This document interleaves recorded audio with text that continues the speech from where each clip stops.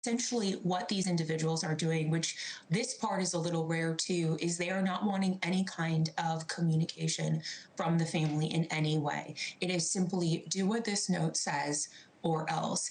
Typically, when you send notes, ransom notes, either it's online or a hard copy, you are engaging in some kind of a dialogue.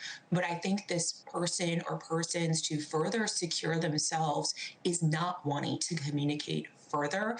And that is what is making this difficult. There's not that digital trail that we get sometimes. But if you're asking for something from the family, why not send these messages to the family or figure out some way to open up some kind of dialogue? At least from the reports we've been seeing, these messages that have been sent to media not only don't show proof of life, but they don't show any way for the family to carry out these asks or get in touch with the possible abductors here.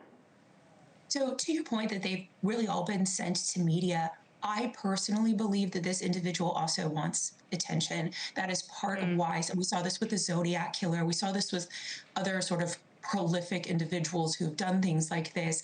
I think that that's what this person wants. I think Harvey Levin mentioned in his interview with Chris that they didn't get the reaction they wanted from the local Tucson station initially.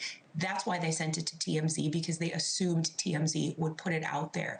I think for this person, it's about attention. And if they just send it to the family, that's going to stay between the family and law enforcement.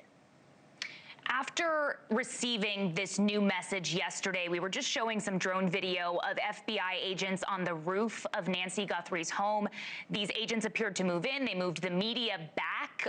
What do you make of that? Do you think there was something in the note that forced these agents to go back and really, set up a perimeter again around this house? So I did believe that yesterday, that I do think because of the speed, right, at which they did that there was something that was in the note that essentially, I guess, tipped them off. In terms of the drone footage that we see of the agent removing the camera, I believe that, though, came from a separate sort of neighbor tip. But in my opinion, there was something in that note that really convinced law enforcement to go to the property, to seize the car, to take the vehicle. So they were clearly tipped off by something. So much around the reporting of these alleged ransom notes has focused also on these deadlines that were reportedly in the notes. There was a Thursday deadline from one of these notes that came and went, and again, the family apparently not contacted. So what does that tell you? Yeah. So what that tells me is perhaps it's always up to the families, not the FBI, whether or not they want to pay ransoms, and ultimately how they want to deal with these individuals. So if they received this second note, either what it was is some kind of a direction of what to do with a ransom that they're wanting to pay, or this individual is essentially ramping up the situation and the urgency to meet that Monday deadline that I believe was discussed in the first letter that went to the local station as well as to TMZ. An absolutely impossible decision for this family. If you were advising them here, again, we've seen a deadline come and go. We've now seen multiple notes, but again, no proof of life. What would you tell this family to do?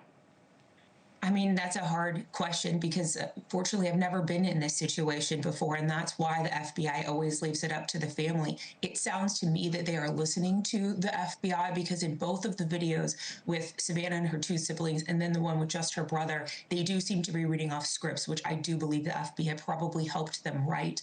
But ultimately, whether or not you pay a ransom, it always lies with the family of the victim. And I feel if my own parent, elderly parent, was in this situation, I would probably do whatever I could to bring them home. And we don't know. They could have paid a ransom, and this is sort of a secondary demand. We don't know.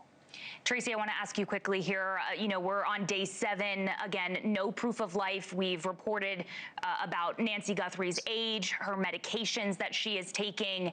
As we approach day 7 here, no suspects in this case. It doesn't seem like there are a lot of updates from local police or the FBI. What stands out to you? Where do we even go from here?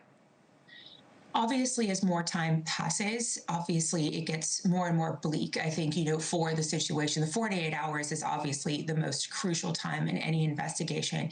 I think that this is also compounded by the fact that we do know now that Ms. Guthrie does need medication, and the sheriff did say not having that could prove to be fatal. So the longer that this goes on, the longer that the individual or individuals holding her needs to provide medical care for her survival to meet those ransoms that they want. And so I think the thing that is of the utmost urgency right now is determining the authenticity of these notes and where these notes originated from. Thank you for watching. Subscribe below and download our NewsNation app right now on your phone, and you will get fact-based, unbiased news for all Americans.